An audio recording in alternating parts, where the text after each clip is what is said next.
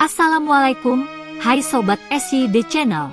Dilansir dari sindonews.com, Fir'aun mati tenggelam di Laut Merah pada saat ia mengejar Nabi Musa dan pengikutnya. Peristiwa ini terjadi pada tanggal 10 Muharram. Raja sombong ini pada detik-detik kematiannya, hendak bertobat karena menyadari kebenaran Nabi Musa. Tobat ini gagal karena malaikat Jibril menyumpal mulut Fir'aun dengan lumpur laut. Jibril sangat membenci Raja Fir'aun karena kesombongannya. Kisah tentang kebencian Jibril kepada Fir'aun tersebut diceritakan dalam hadis yang diriwayatkan Tirmidzi dalam kitab tafsir, bab dari surat Yunus 4287. Peristiwa ini diabadikan dalam Al-Quran. Allah berfirman, dan kami memungkinkan Bani Israel melintasi laut, lalu mereka diikuti oleh Fir'aun dan bala tentaranya, karena hendak menganiaya dan menindas mereka, hingga bila Fir'aun itu telah hampir tenggelam berkatalah dia, saya percaya bahwa tidak ada Tuhan melainkan Tuhan yang dipercayai oleh Bani Israel, dan saya termasuk orang-orang yang berserah diri kepada Allah. Quran Surat Yunus, ayat 90.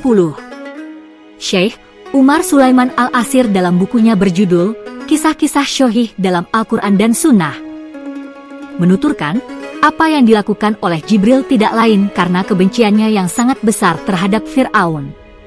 Itu sebabnya Fir'aun tenggelam dalam kekufuran dan kerusakan. Sejumlah ulama tafsir mengatakan, ketika Fir'aun dan bala tentaranya mencari jejak Bani Israel, jumlah mereka saat itu sangat banyak. Ada yang mengatakan bahwa jumlah kuda mereka saja sekitar 100.000 dan jumlah pasukan Fir'aun secara keseluruhan tidak kurang dari 1.600.000 orang dengan persenjataan lengkap. Sedangkan jumlah Bani Israel yang bersama Nabi Musa hanya berjumlah 600.000 orang dengan perlengkapan seadanya. Nasib Bani Israel dan pengikutnya berada di ujung tanduk manakala mereka sampai di tepi Laut Merah, sedangkan di belakang mereka ada Fir'aun dan bala tentaranya yang siap menggempur. Nabi Musa yang pada saat itu berada di barisan belakang kelompok lantas maju ke depan, tepat di tepi pantai. Beliau berkata, disinilah aku diperintahkan oleh Allah. Bani Israel hanya bisa diam mematung seraya melihat lautan dan ombaknya yang melambai-lambai. Sebagian dari mereka khawatir bahwa ini adalah akhir perjalanan mereka, bahwa Fir'aun beserta tentaranya akan segera menyusul dan membinasakan mereka. Kondisi mencekam tersebut untungnya dapat diatasi dengan arahan Nabi Musa. Ketika Fir'aun beserta bala tentaranya mulai mendekat dengan segala macam senjata dan suasana semakin genting, Allah kemudian berfirman kepada Nabi Musa sebagaimana tercatat dalam surat Asy-Syura ayat 63. Lalu kami wahyukan kepada Musa, pukullah laut itu dengan tongkatmu. Maka terbelahlah lautan itu, dan setiap belahan seperti gunung yang besar. Lautan pun terbelah layaknya dua buah ngarai yang di tengahnya ada jalan tak berujung.